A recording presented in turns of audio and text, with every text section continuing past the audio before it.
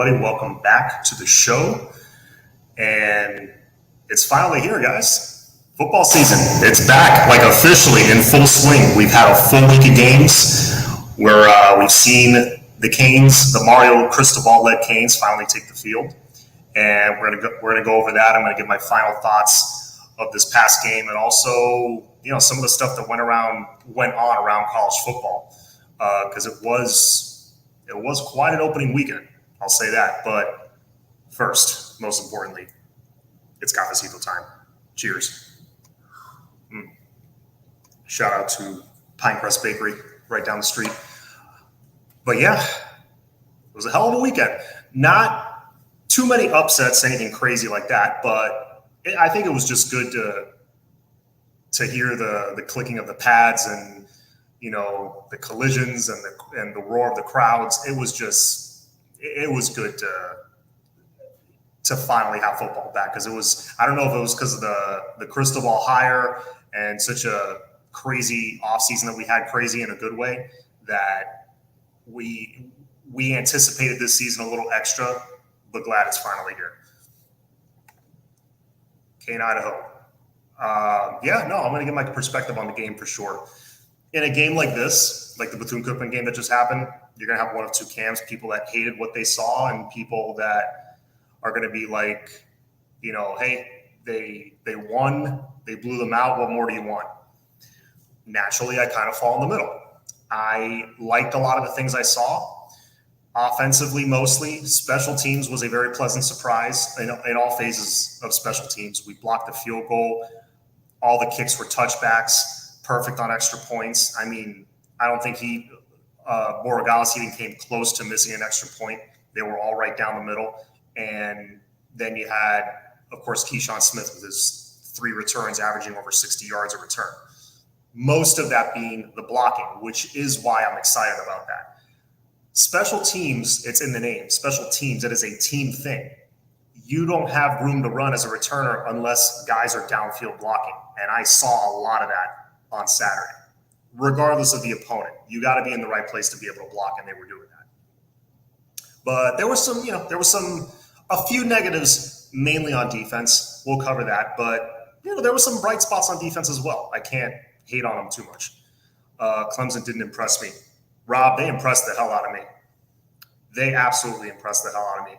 They're not the Trevor Lawrence, Kelly Bryant era Clemson from 2016 to 2019, that era where they could pretty much punch their ticket to the championship every year as long as they don't slip up. I don't think they're like a notch below that.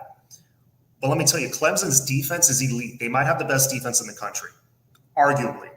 For sure, they got the best defensive line. They got fantastic safeties. That kid number 0 was either a safety or a linebacker. Number 0 on Clemson, beast. He was everywhere. But they impressed me. They don't have the offensive firepower they used to have, but as a team, when you can pull away against a team like Georgia Tech, and let me tell you, Georgia Tech came prepared. I don't know if you noticed. Georgia Tech came prepared for that game. But once they got their footing and put their foot on the gas on them, it was over. Big Groove, what's going on, man? Les, didn't you expect more sacks in that last game? Yeah, no, I definitely expected more sacks. There were some missed tackles in the backfield for sure that they got to clean that up. And Coach Cristobal said it himself during the post game.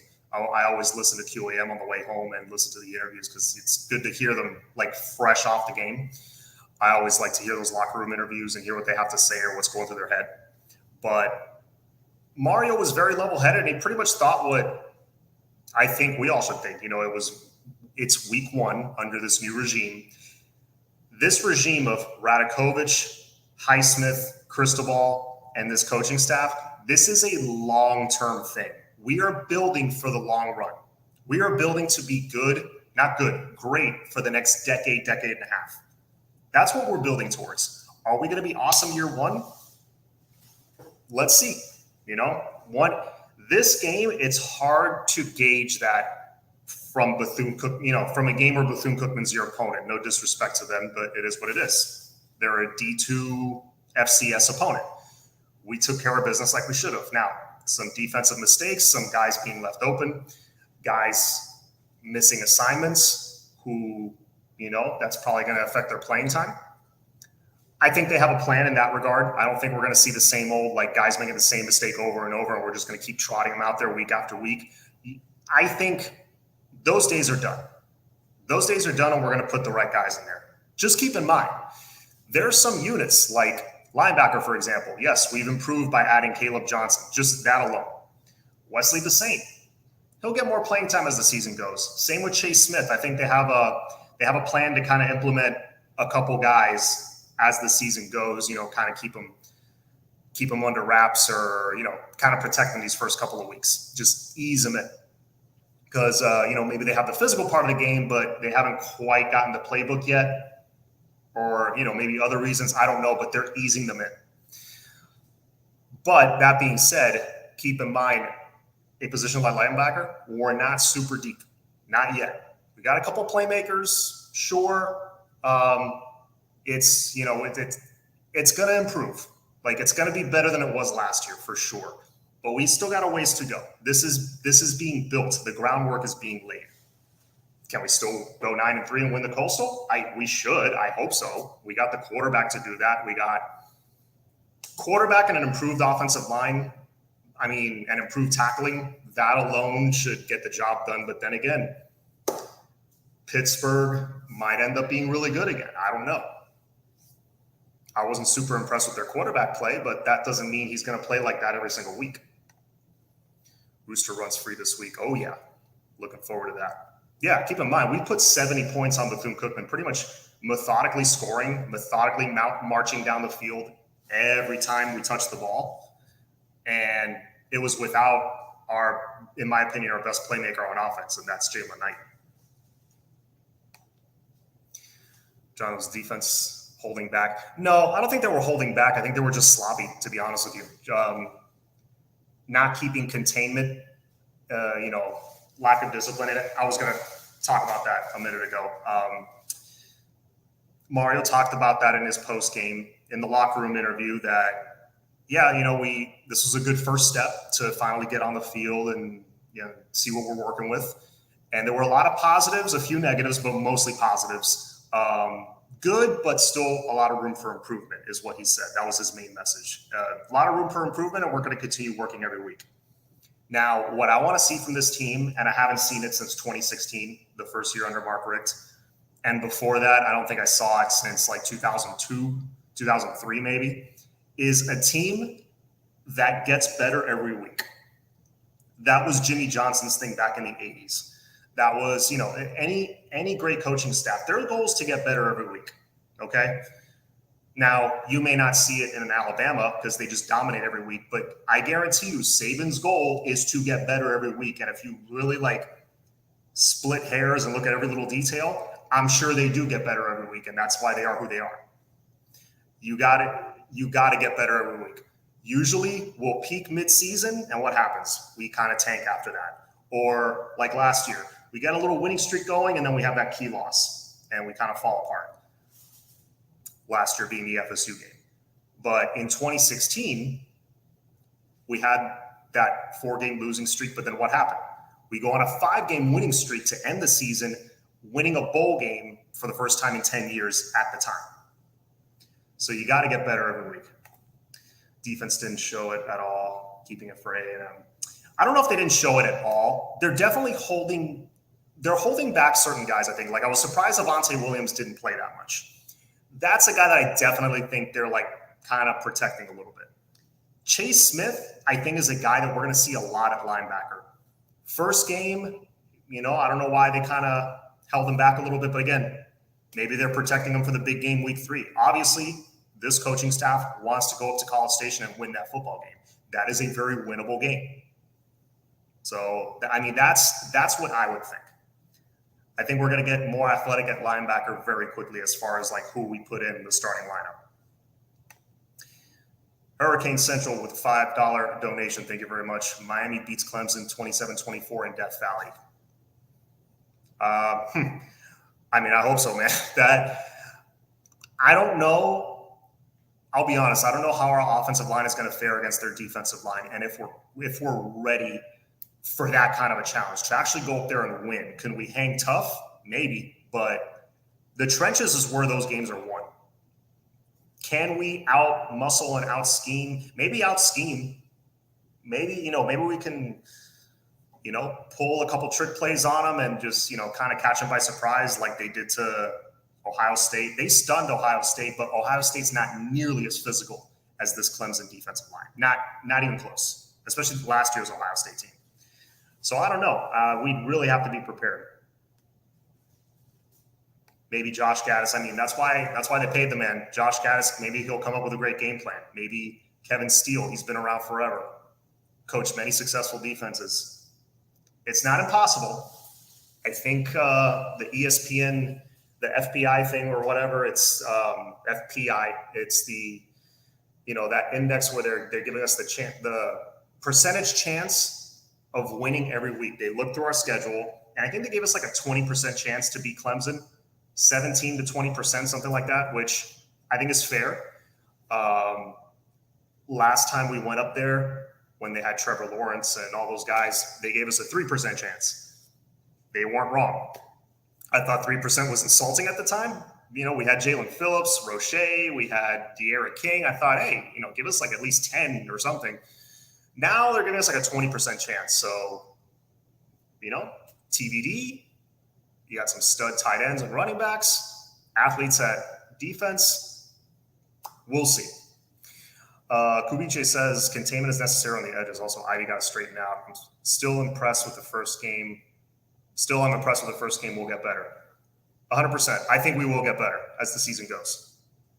And that's going to be this coaching staff's goal. Get better every game. Because it's going to be every other team's goal to get better every game.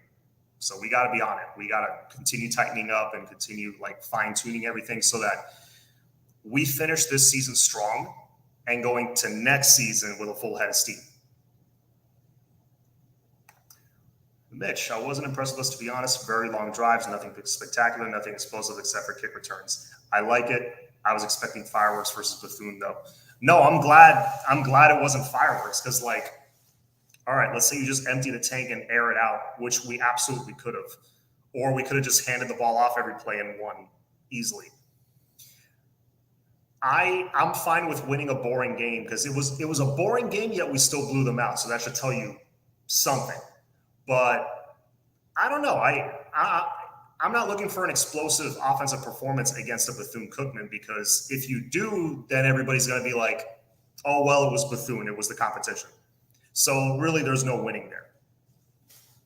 That's why I'm saying, you can't get too much out of these FCS opening season games. You really can't. It's fun to see them on the field again. You see a couple of new faces, but it's really hard to gauge. We'll get a better idea week 2 this week against Southern Miss. Now, that being said, Southern Miss was 3-9 last year, if my numbers are correct. They opened the season this year against Liberty, who I believe had a really good season last year. They were ranked in the top 25 at one point. They played a close game. They lost to them, I think it was in overtime, 29-27. So Southern Miss is coming in 0-1 or whatever their record is. They're not a very good football team. I'm going to be honest. I'll do a little bit more studying, a little more research on them this week for my pregame show Saturday, but this is a game we should win by 3 touchdowns easily. I want to see at least a 3-touchdown win at home where, we jump out in front early and by mid-third quarter, the starters are sitting. That's what I want to see. That's what this game should be, or at least fourth quarter. Fourth quarter, you should see some backups in the game. But I digress. That is what I expect in this upcoming game. Now, could they have a good game plan against us? I don't know. That's going to be my research this week, and I'll let you guys know. Okay. What's your opinion on Tay only getting 14 snaps? Yeah, I was just covering that. Little surprised, but I think they have a plan. I think they have a plan for certain guys. And I think he's one of them. John, I'm not worried about the sacks. That Bethune quarterback is probably the fastest QB we will face all year. Yeah, that QB, that quarterback was a hell of an athlete. I was very surprised because we've played Bethune-Cookman many times over the years. That kid was a good quarterback, and that throw to that kid that beat Stevenson for that deep ball. I mean, he beat Stevenson by like a step and a half. He beat him pretty good, but I mean, Stevenson caught up kind of a little bit when the ball was in the air, and dude, he put that ball right on the money. Like, he could not have thrown it any better if he ran it up and handed it to him. That was an absolutely perfect throw. That being said, we have to do a better job breaking down in front of a mobile quarterback and keeping them contained and not going for the big hit. There were a couple guys. James did it a couple times. DJ Ivy did it once in the opening drive where they're going for the big hit. They're going up high. And you could tell the coach prepared their receivers and their running backs. Hey, you catch the ball in the open field, get small, duck. I think they were coaching them to do that because every time our dude would sail right over. So we definitely have to work on that, adjusting our target point where we hit, wrapping up a little better, not trying to take dudes' heads off because, trust me, it's like, to use another baseball reference. I know, I'm sure Flo loves this. When you're trying to hit a home run every time, it's not always going to work out for you, but you go up to the plate and you do, your normal swing, you go through your normal routine. As long as you're always putting a good swing on the ball, at some point you're going to crack one out of the park because you put a good swing on the ball. That's what tackling to me is like. Just put in good technique, make sure and wrap up. The big hits are going to come, and you're going to jar the ball loose and make a big play. You don't have to try to do it every game because that's going to lead to missed tackles. And I think that's what they're trying to get through to these guys. Yes, smash that like button, please. Let's see what else we got. John, can't wait to meet you in Orlando. It's all about the yes, sir. I will be there in Orlando. Looking forward to meeting all of you Orlando Cane fans. That's going to be a good time. 4 overtimes against Liberty. Damn. I gotta find that game on YouTube. That must have been a hell of a game. See Lex in the chat. What's going on, buddy? He was a 4-star QB. He wasn't trash. The Bethune-Cookman quarterback's a 4-star QB? You're kidding.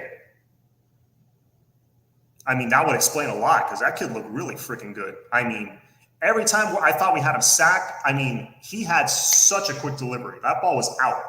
I'm like, this is Bethune's quarterback? Damn. I thought the same thing about, I don't know if you guys saw FAMU against UNC. I saw a lot of that game. Man, I was really impressed with FAMU's quarterback. I'm like, where are they finding these dudes? Let's see. The full game's on YouTube. Oh, the Liberty Southern Miss. Yeah, I'll definitely watch that.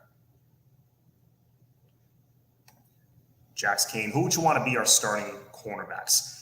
Honestly, I'm good with Stevenson and Couch. Yeah, Stevenson got beat on the one play, but for the most part, he's reliable, great tackler, just a solid player all around. He's a good leader.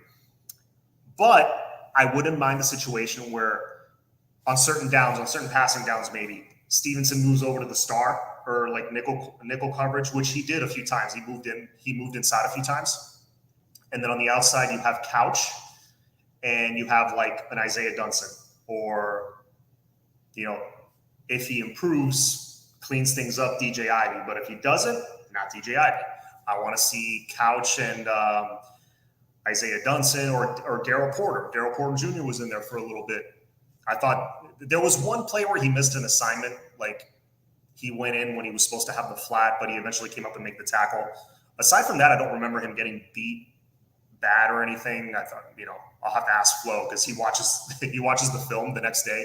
I'll have to ask him how he thought Porter did, but I thought he did fine. I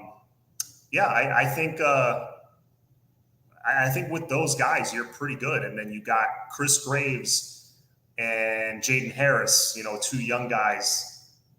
They're getting in the mix, and you'll see them play this year. Malik Curtis, you might have unearthed a potential star there because I'm sure you guys all heard what they were saying about him throughout camp. That this kid he really matured quickly, and people like me just expected him to be a kick returner, punt returner, an electric returner, but mostly his job would be in special teams. Maybe he'll play a little bit of offense. He's listed a corner, yeah, but maybe he'll play some garbage time corner, some special, mostly special teams is what he would play. But no, you might have uncovered a diamond in the rough kind of corner in Malik Curtis. Time will tell. Let's see. BC had like 16 transfers, I believe. Unless I typed the wrong name, I believe he was a 4-star. Damn, all right. So Bethune-Cookman's going to make some noises here. What's up, Big Lex? I should be able to watch your show tomorrow for live for a change. Yes, please check out Lex and AO's show, the Average Canes Fan Show, airing every week. Let's see if I missed something because I know I fell way behind in the chat. Chase was used on special teams primarily. Yes, he was, but I don't think you're going to see that very long. I think you're going to see him in more on linebacker.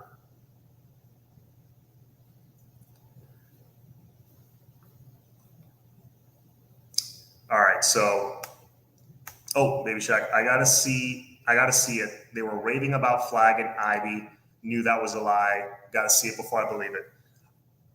Baby Shaq, I really don't. This is 2 coaching staffs now.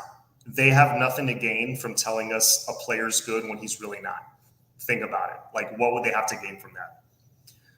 I honestly believe, and I know you're probably joking, but I honestly believe that they're not lying. I really believe there are some players that practice way better than they play. I honestly do. And yeah, both those guys, they've been in the program for a while. They're probably great leaders. They're probably great in the weight room, and they're great on the practice field, and they're a good example. They get good grades, all that stuff. But they don't make plays on the field. I see what you're saying. I don't think it's a lie, though. I think there honestly is some kind of disconnect. I think they practice great and they don't play well for whatever reason. I don't know. But again, this coaching staff won't leave the wrong players out there very long.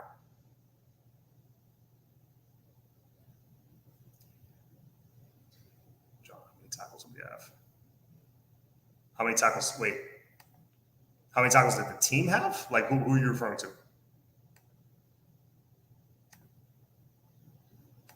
See, they got catfish big time. So yeah. So what else happened around college football while I'm on here for like 10 more minutes? Let's see. You know what? I'll admit, I was impressed with Florida's victory. I think a lot of it had to do with the fact that they had the best athlete on the field, and that athlete happened to be the quarterback. He's going to have a solid year. Now, there's going to be, sorry, typing and working at the same time. No problem. So I think that quarterback for Florida is going to be asked to win games with his arm at some point when they get into the tougher parts of their SEC schedule. Will he? I don't know. But he damn sure can win a game with his feet. He proved it. He proved it on Saturday. That was a good win. That was a good win for Florida. And what Rob's bringing up, Florida State and LSU. That was, I was very surprised by the start that FSU got out to and how sluggish LSU looked. I think LSU took FSU very lightly, and it cost them. They got their footing late in the game and, kind of kept going, they got back in the game. Of course, they got kind of lucky with the fumble on the goal line. And you know what? They did what they needed to do to force that game to overtime. But then extra point gets blocked, which happens once, 1 out of a billion times. How often do you see a blocked extra point in major D1 football? It almost never happens. But that being said, Florida State, yeah, that was a good win for them too. How good is LSU? We don't know. We don't know how good LSU is. And to be honest, we don't know how good Utah is either.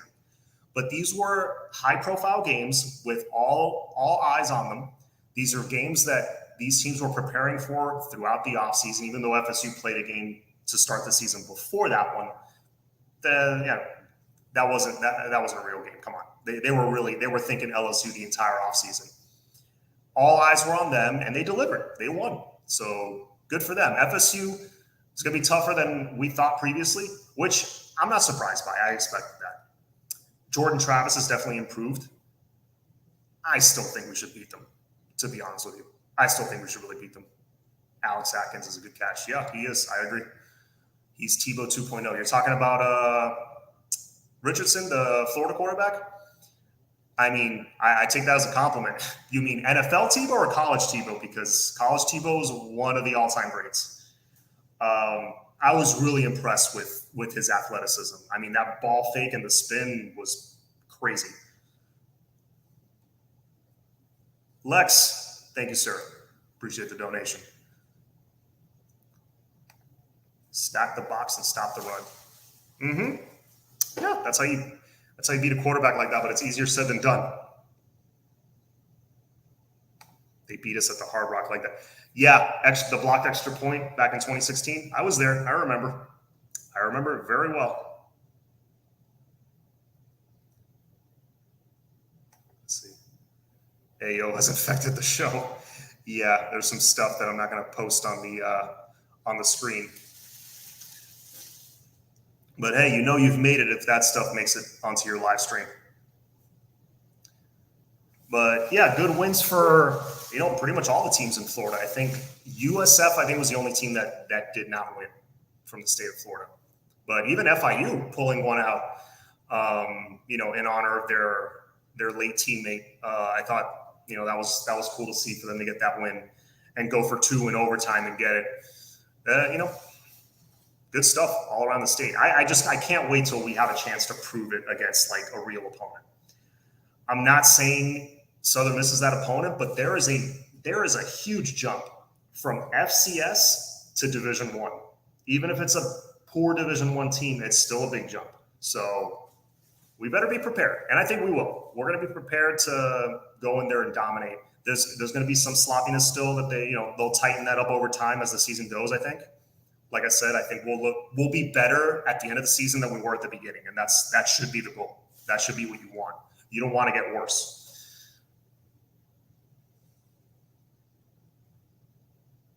Let's see. None of our ACC opponents are hot at the moment. Let's see. Pittsburgh won. Duke looks surprisingly good. Who else won? FSU beat LSU. I mean, that was great for the conference also, FSU beating LSU.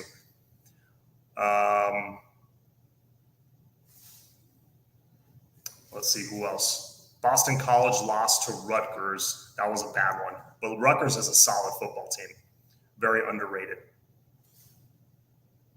Oh, Baby Shack. For FSU, stack the run. Gotcha. Yeah, no, I still have us as a solid favorite against FSU. Don't worry. I'm just saying they're going to be a little bit more of a challenge. It's not going to be like a repeat of the 2020 season where a freshman, Jordan Travis, came in and just got his butt handed to him. I don't think it's going to be like that, but we should still win. It should still be at least a 2-touchdown win. John, Travis really impressed you. I see low accuracy and a suspect arm. What does he have? Wheels. Listen, I didn't say he. Well, did I say he impressed me? If I do, let me rephrase that. I think he's improved, is what I mean. Jordan Travis is definitely a better quarterback. Is he better than Tyler Van Dyke? Absolutely not. And whoever thinks that is on something. Tyler Van Dyke is the best quarterback in the state, and it's not. I don't think it's close. The closest would be probably Richardson from Florida. But yeah, no, Jordan Travis looks like an improved quarterback for sure. FAU got hammered. Oh, forgot about FAU. Did we come out pretty healthy from the BC game? Yes, let's cover that. So Leonard Taylor came out of the game with a shoulder stinger. Thank God it wasn't anything more serious. It looked It looked a little more serious when he went down with the injury and he was down on the grass for like a good 5-10 minutes. But I read the word stinger on a tweet and I was like, oh, thank God. So, yeah, because we're going to need, we have a deep D line, but we're going to need him. He's a key piece to this defense. So I wasn't sure if he practiced today. I know some guys who were fully dressed and out at practice. I read today Zion Nelson was out there. Jalen Knighton was out there fully dressed. Logan Sacapolo was practicing. So overall, I mean, pretty healthy. I mean, a few guys were serving suspensions. I think Isaiah Horton I think was just serving a 1-gamer, and Jacoby George is serving a 2-gamer. So we won't see him until College Station, or maybe beyond that. I don't know if they use him in College Station. But yeah, we came out relatively unscathed. Ja'Kai Clark did practice. Well, he was fully dressed, which would assume he practiced today. So that's an important one. Obviously, he's our center. I think this offense runs much smoother with him at center, hiking the ball to Tyler. And I think that was a very underrated part of the offense. When things got cooking last year and TVD was on that torrid pace of like 5 or 6 games, or he was torching secondaries, an underrated part of that whole thing, of that whole mix, was Ja'Kai Clark at center, in my opinion.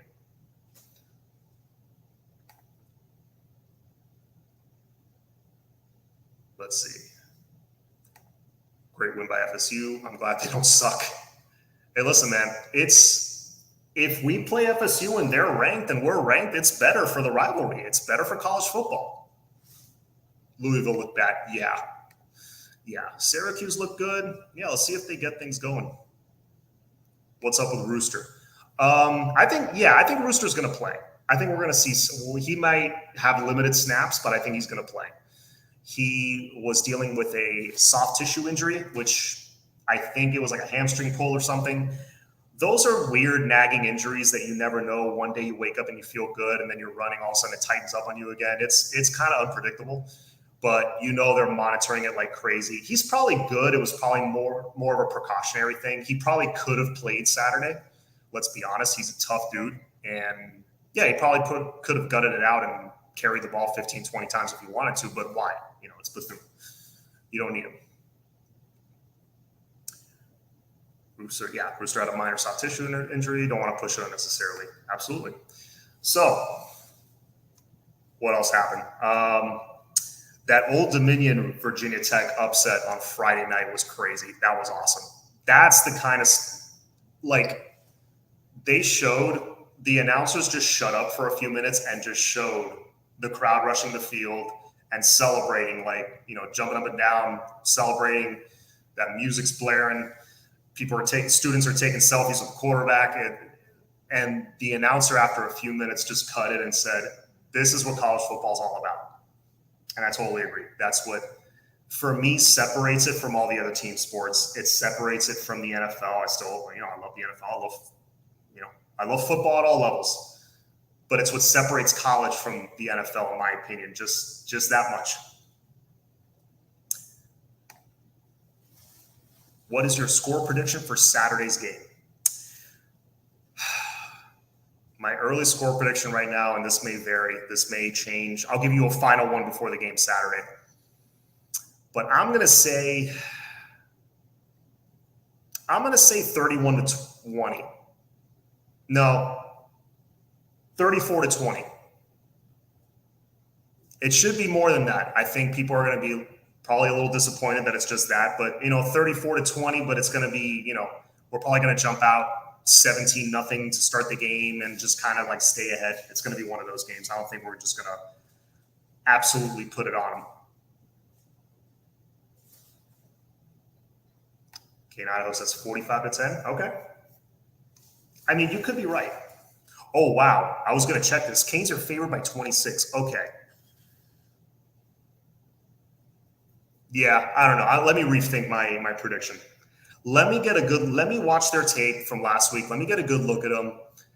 And if I see some real weaknesses in that secondary, TVD might go off. It might be 40-something to 10 or, whatever. Yeah, you guys are all saying 42-17, 48-21. Pretty consistent. 50-6, Negan says he's going for the big blowout. I mean, that could happen. I hope that happens. I hope we're a well-oiled machine going into College Station. But we'll see. I think we'll win pretty comfortably. Hopefully it's a blowout, so we see some young guys getting in there, because that's how you develop them. All right, everybody. I think I'm going to call it a night for now. Just wanted to do a short show, recap the week. But thank you guys for coming on, and we will come out conservative. That's why I'm thinking it's not going to be like a major blowout, but let's see. Niga says, I called for 70 for Bethune, and that happened. Okay, then that means, hey, I'm holding you to this one. That means this should happen. I hope the defense takes the chatter personal and comes out blazing. Let's see. Let's see what they got. There's going to be a little bit of a show me week. Like, hey, can you bounce back from like a so-so performance? Let's see. The team is a bit better than we think. I agree. I agree with that. All right, guys. I'm going to call it a night. I'm going to enjoy the rest of my cafecito. And please hit the like button, hit the subscribe button. Check out shop at espumita.com. Check me out on TikTok. Yes, I have a TikTok now. Look me up, Cafecito and Canes, same name. I have a couple of videos up already. Instagram, all that stuff. So everybody, take care. Have a good night. As always, go Canes.